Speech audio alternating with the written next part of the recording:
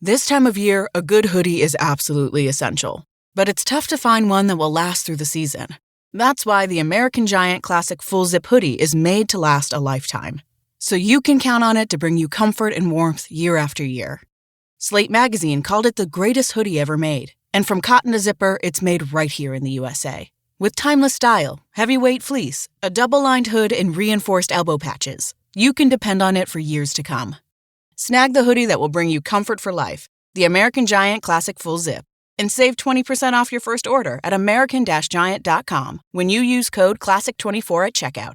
That's 20% off your first order at american-giant.com, code CLASSIC24. Hey guys, Brad Gilmore here. Want to give a big shout out to our title sponsor, Walker Texas Lawyer. If you or a loved one have been injured in an accident, whether that be a car, truck, motorcycle accident, or some kind of other issue, hit up Walker Texas Lawyer at 713-552-1117 or walkertexaslawyer.com. Oh, Brad, what have you done now? Broadcasting live from Houston, Texas, and around the world.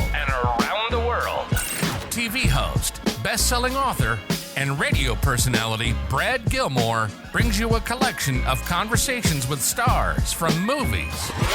Matthew McConaughey. Brad Gilmore. Mark Wahlberg. Hey, how are you? The legendary Mr. Christopher Lloyd. Christopher, how are we doing? I'm doing good. Great introduction. Jessica Alba and Lizzie Mathis. Ladies, thank you so much for joining me. Thank you. Kevin Costner joins us. Thank you so much. Thank you. Television. Jimmy Fallon joins us this morning. Jimmy, how you doing, my friend? Good morning. Thank you so much, Brad, for having me. I appreciate this, bud. Kelly Ripa. Brad, thank you for having me. Comedy.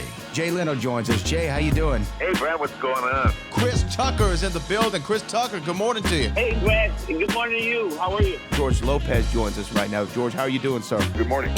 Music. Lola Monroe. Thank you. Thank you for having me. The legendary frontman of AC/DC, Brian Johnson, joins us right now. Brian, how you doing? Good morning, Brad. What lovely to talk to me. Funny lad. Megan Trainor. Thank you so much, Brad. You're awesome. Chloe Bailey joins us. I appreciate the time. Appreciate you. And more. This is The Collection. Now your host, The Boat. Brad Gilmore.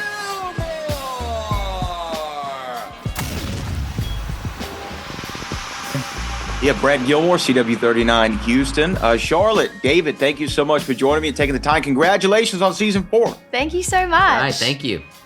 You know, I wanted to start there because one of my favorite shows of all time, Seinfeld, as I'm sure it is for many people, and I remember Jerry Seinfeld talking about season 4 was the breakthrough season for them because they figured out who the characters were, they understood what stories resonated with their audience, and he felt like all the grooves kind of fit in there perfectly. Now that y'all are here at season 4, and Charlotte, I want to start with you. Do you see what he is saying by that? Do you feel like all the grooves are going now?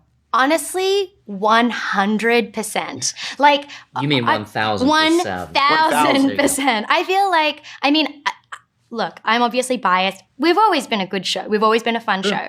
But I have to say, I just recently got some sneak peeks into the season. Last week, I binged the whole thing. And truly, at the end, I forgot that I was in it because I was just screaming like, this season is so good. I'm so excited for people to see it. I think definitely the Seinfeld effect is in play.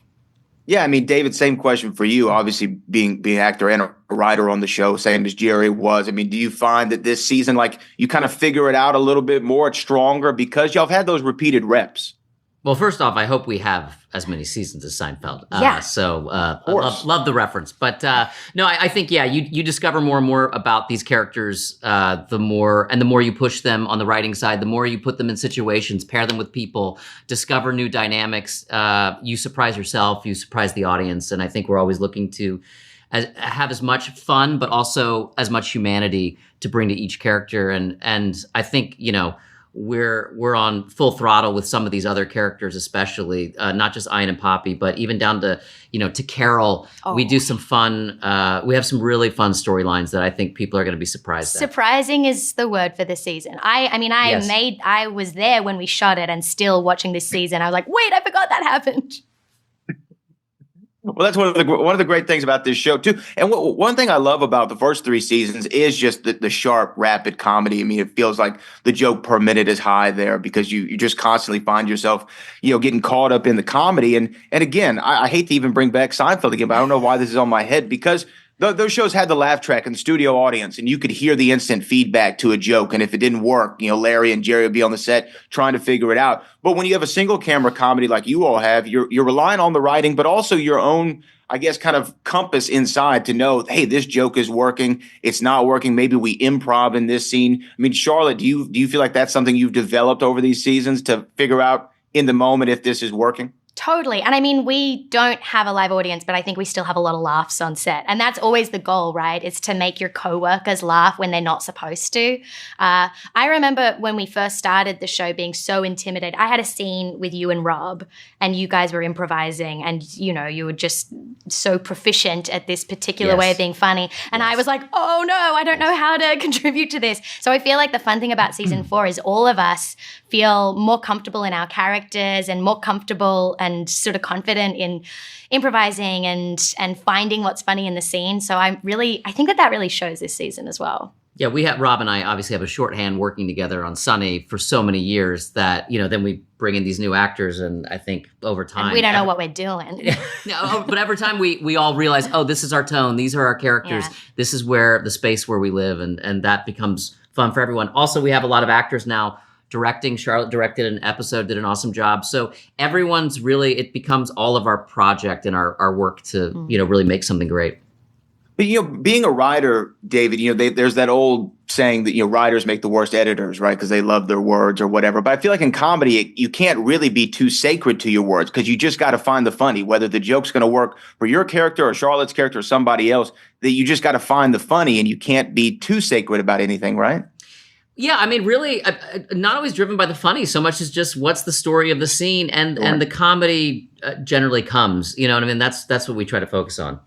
By the way, shout out to my hometown, Houston. You're a Houstonian. Okay, well, there we go. Yeah. I feel like I can almost hear it now. Yeah.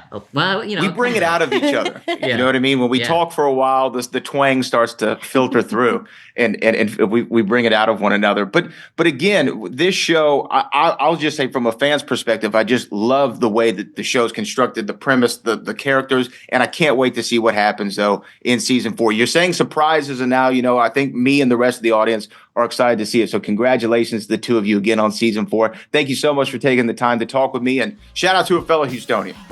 Yeah, baby. Y'all have a good one. All right.